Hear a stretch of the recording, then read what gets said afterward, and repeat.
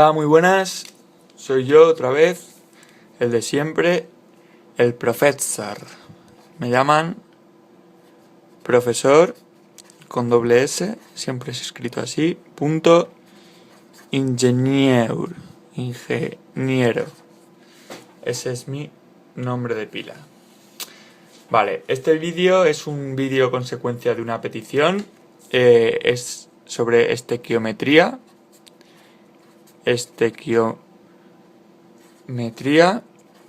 ¿vale? Voy a explicarlo con un ejemplito, que es esto, y vamos, no vais a tener ninguna duda después de esto.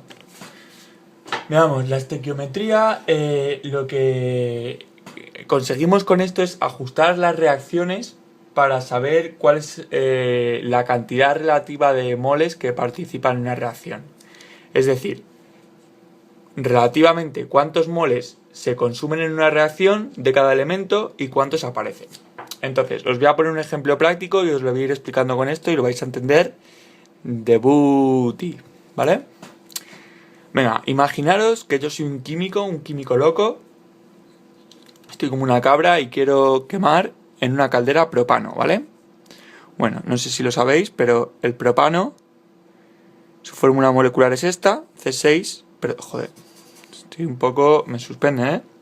Su fórmula molecular es C3H8, ¿vale? C3H8, esto es propano. Lo quiero quemar en una caldera, pues le sumo oxígeno diatómico. ¿Qué me da esto? Me da CO2 y H2O. Claro, lo quemo y me está dando dióxido de carbono y me está dando vapor de agua en la caldera. Pues está saliendo mucho humito. Un humito este que te deja todo mareado. Vale, pues nada, os voy a explicar ahora cómo se ajusta en primer lugar para la correspondiente estequiometría. Pues ajustar una reacción, para ello tiene que haber, tenemos que poner números delante de cada grupito para que al final haya el mismo número de elementos en un lado que en el otro. Es decir, ¿cuántos carbonos hay en este lado de la ecuación, en este lado de la flecha, ¿vale? Hay 3 carbonos, ¿no? Y en este lado de la flecha solamente hay un carbono. Pues tiene que estar ajustado, tiene que haber el mismo número de carbonos en este lado que en este lado.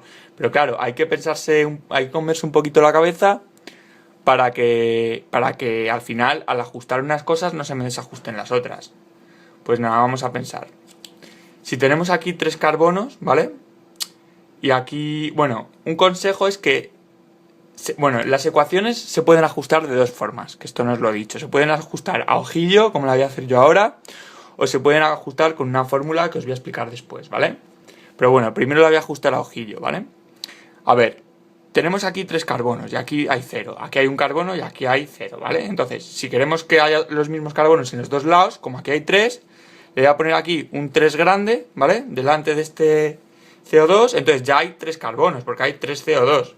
Y hay 3 carbonos, entonces el carbono ya está ajustado. Este número ya no le podemos tocar y este tampoco. Este le he tenido en cuenta como si fuese un 1, ¿vale? Si queréis se lo pongo aquí, un 1. Vale, después pasamos al oxígeno, ¿vale?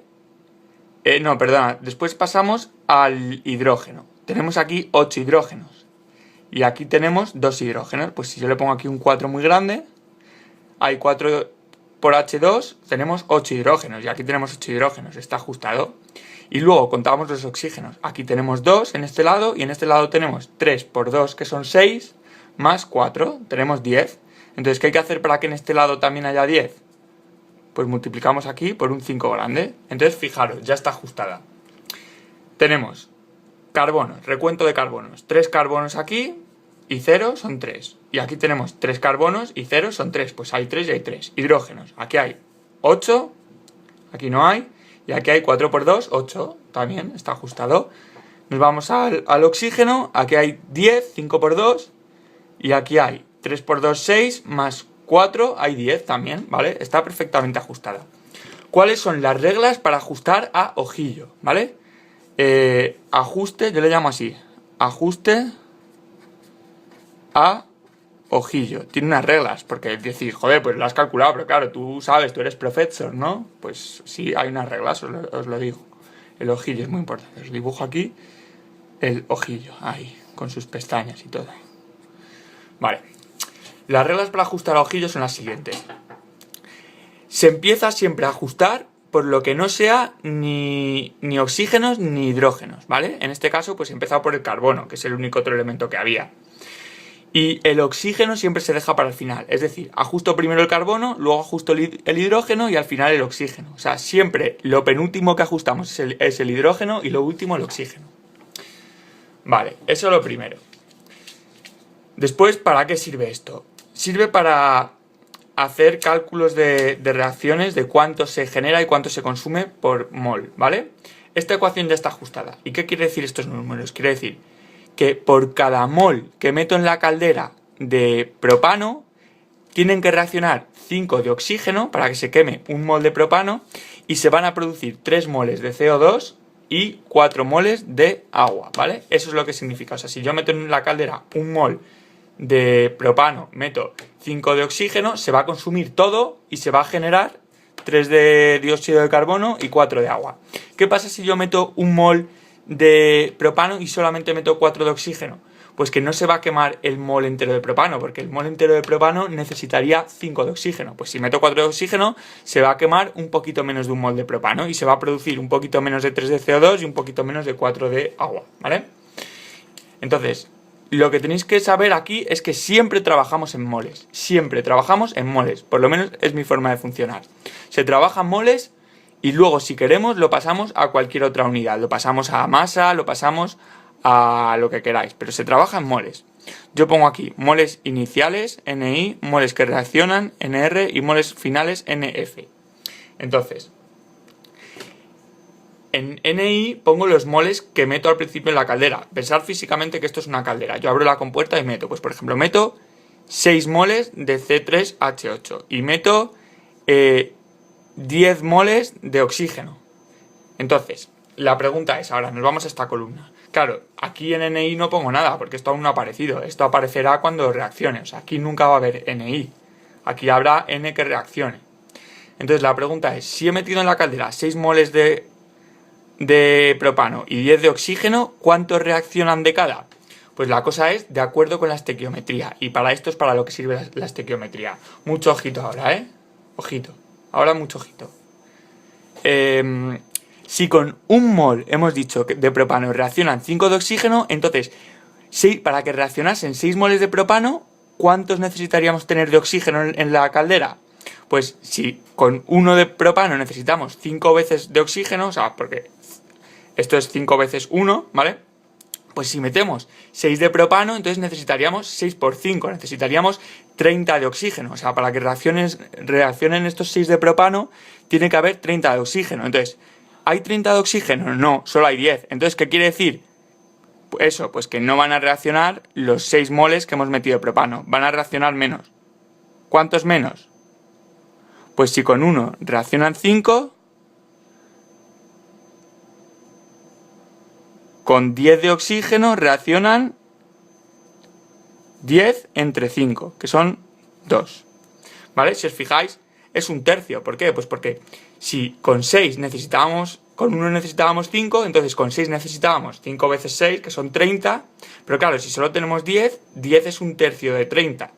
Pues entonces van a reaccionar un tercio de 6. Bueno, esto significa, habéis entendido el cálculo, esto significa que si metemos 6 moles en la caldera de propano y 10 de oxígeno, el reactivo limitante va a ser el oxígeno. ¿Por qué? Pues porque no hay suficiente oxígeno como para que reaccione todo el propano, y entender bien esa frase. Entonces, como no hay suficiente oxígeno, el oxígeno se va a consumir entero, es el reactivo limitante, y el propano no. Entonces va a limitar la reacción el oxígeno, porque cuando se acabe el oxígeno se van a haber consumido 2 moles de propano, pero van a seguir quedando. ¿Cuántos? Pues 6 menos 2. Van a seguir quedando 4 en la caldera. ¿Y de oxígeno cuántos van a quedar? Pues 0, porque se ha consumido todo. Por eso es el reactivo limitante. Y este es el reactivo en exceso.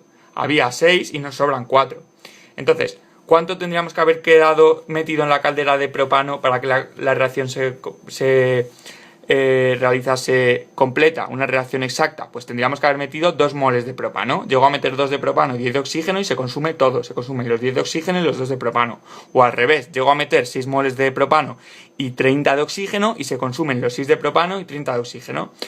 O sea, siempre que una reacción no se lleve estequiométricamente va a haber un reactivo limitante, en este caso el oxígeno, y un reactivo en exceso, en este caso el carbono. Podría haber sido al revés. Si hubiese metido 100, por ejemplo, 10 de propano y hubiese metido nada más, yo qué sé, pues hubiese metido, por ejemplo, 1 de propano y hubiese metido 6 de oxígeno, pues el limitante sería el propano, porque se gastaría el 1 de propano, pero solamente se gastarían 5 de oxígeno y me sobraría 1 de oxígeno.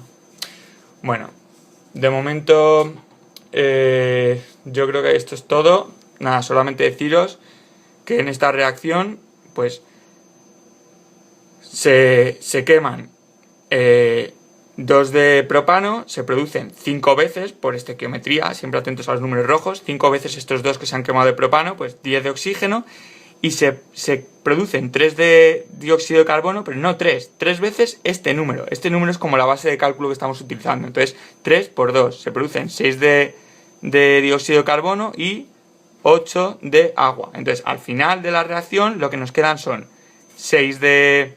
¿veis? En el final lo que nos quedan son 6 de dióxido de carbono, 8 de agua y nos quedan los 4 de propano que no han reaccionado porque era el reactivo en exceso. Bueno, saludos, espero que os haya servido y nada, intentaré hacer algún ejercicio en concreto porque esto era una descripción un poquito más teórica que otra cosa. Venga, espero que te sirva a ti personalmente y a todo el mundo que vea este vídeo. Muchos saludos.